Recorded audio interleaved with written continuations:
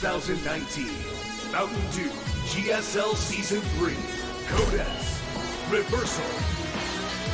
Shoutouts to Mountain Dew. Shoutouts to mirror matchups. Oh, yeah. Oh, yeah. Mirror matchups. You're the greatest.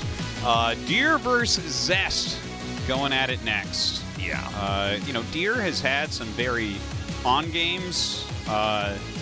More recently, he's had such a weird career, right? How did He popped on the scene, was so strong, then he fell off for a while, and then he got like a bunch of round of 8s in a row, but didn't do much, and then he lost a whole bunch in like the round of 32 to people attacking him with one Cyclone, and then he started to do well again. I felt like, I believe it was Season 1, he was one of my picks to win the tournament because he was playing so well, and then Maru beat him like 3-1, but it was a good series. Yeah. If I'm recalling this correctly. I don't know. He's a little bit all over the place. Out of all the results we've had for all the players, I have to say it's weird because, Deer was a Royal Roader, winning a GSL, okay, out of nowhere, dominating. And usually when you see that, you say, okay, we might now have the new best player of all time for a while, But then he's been so inconsistent. He's brought some of the most impressive games and then some of the most disappointing games. And I don't know if we're ever going to get the full story of, what's going on in his life or how much time he has to practice or what type of game really matches or molds to his mind well. But I never know what to expect with Deer. Sometimes he just kills it. He comes out and wins easily. Other times he's a bit of a disappointment. Yeah. Zest, he has been on top of the world as Protoss in the past. Both these guys having incredible histories here.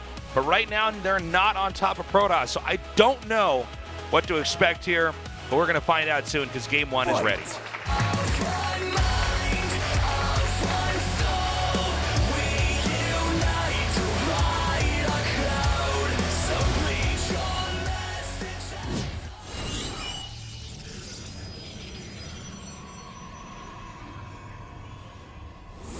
Newbie, Deer.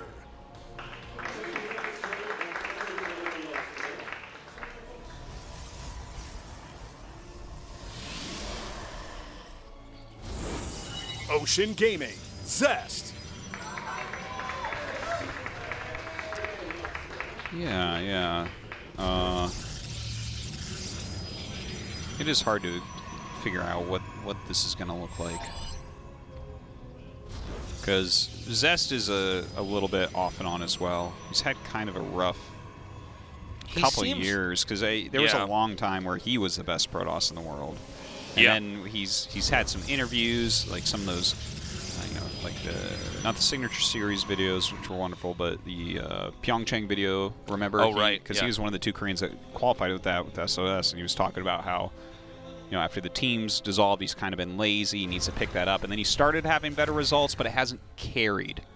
And he hasn't really had the results that we were very used to from him before. I remember he was so powerful for a little bit as Protoss. Yeah.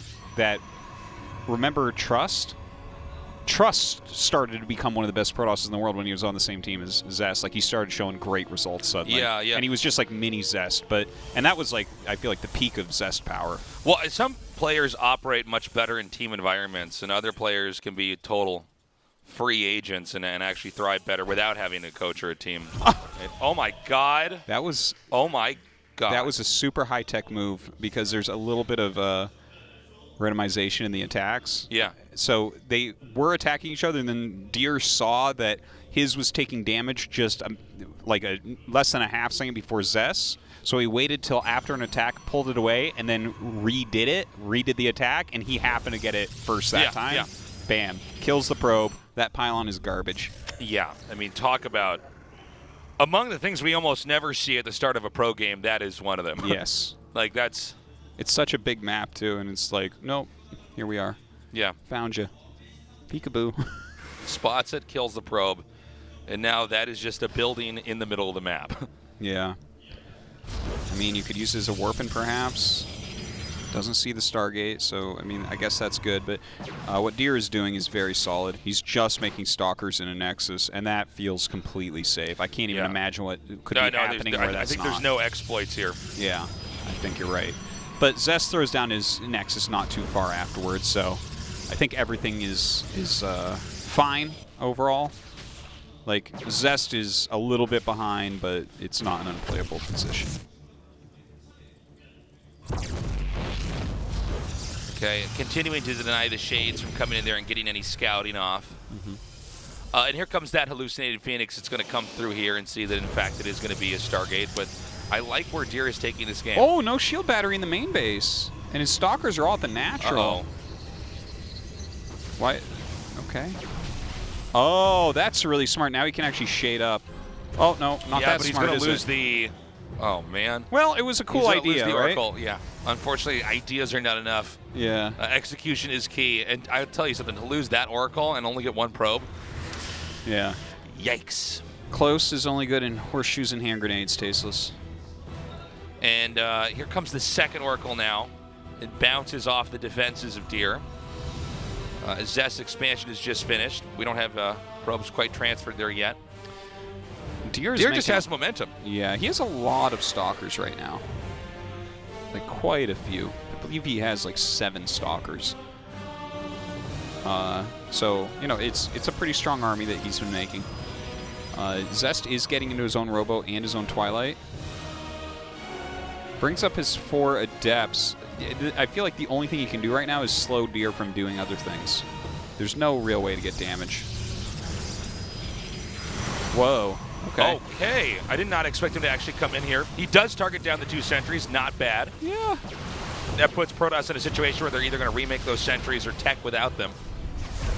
And 2 Oracles come in here. Oh, he's trying so hard to make something happen. Oh, that's crazy. Wow. You know what? For those Adepts, 2 sentries and 5 probes right now, I think that was actually quite good because that brings the economies in line. And obviously, sentries gaining energy, you're going to have a really hard time against that. They're very strong early on. We have Zest now going for Glaives here. So we're going to have a timing attack coming here from Zest pretty soon. A lot of gateways getting thrown down. Note the location of the gateways so that a hallucinated Phoenix, for instance, would not be able to scout this. Yeah. And usually, you could just, if you can see their gateways, I can't believe that's just barely out of vision. Yeah, that's crazy, isn't it? You know, if you can see their gateways, then you know, okay, when the attack's going to be coming here. Now, we'll have to see if Deer's going to be ready for this anyways, but I like the direction that Zest has taken this game, considering the way it started out. Yeah. Definitely agree with you on that. This is going to be a very scary attack coming in. You know, you don't have the sentries for the Guardian Shield or anything either. It looks like he's getting into charge and +1. He's making a prism. Thing is, all this is going to be a little bit late. I don't think that Deer has sufficient defense against like a massive glaive all-in right now. Yeah, this might completely blindside Deer, and I think something this drastic is absolutely necessary considering the way that this game went for Zest. I think if he tried to play straight up or tried to match Deer and what Deer's doing, he's just playing a losing game. It's kind of cool, too, that he lost his 4 Adepts, because sometimes when you see the Adepts sitting around, it kind of... Yeah, then you think, wait a minute, is there going to be an Adept all in here? But is when you he being lose extra careful with those 4 Adepts that don't scale that well? Do you want to use Glaives later on? Is that it? Maybe. But suiciding them in there. Uh-oh. Well, now he knows. And now he sees that they have Glaives as well, so nothing is secret. He needs to cancel that Nexus and just turtle up for a moment. Yeah, for sure. Is he going to let the Nexus just finish? Well, he'd have to be pretty confident if he were to do that. And he's going across with an Archon drop. Like, I mean, there's no way, right? You need those Archons at home. Yeah, he has... Oh, dude, he has, like, nothing back here.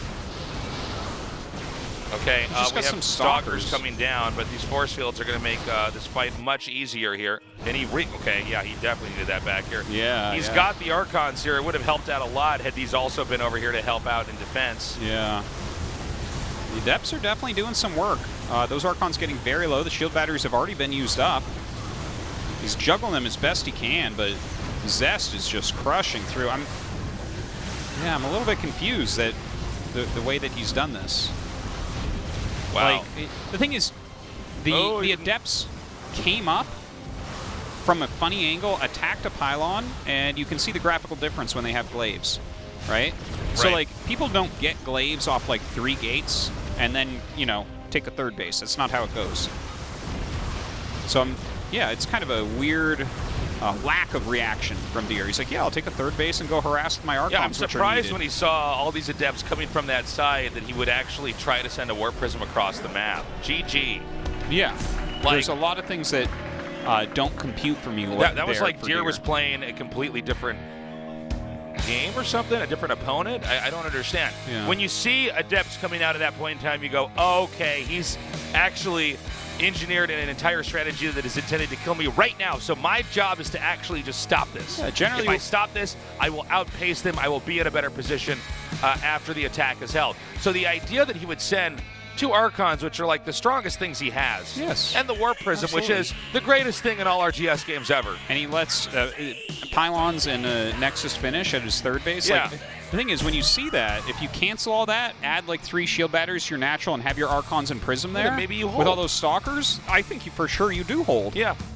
The thing is, Zest was having that hinged on the fact that it was very hard to scout. And then I feel like Deer had enough time to react, and he didn't do it. Huh.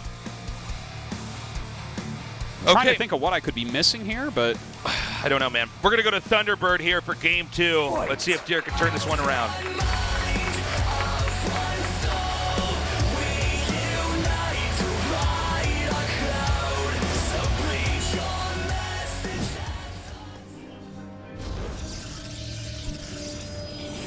Newbie, Deer.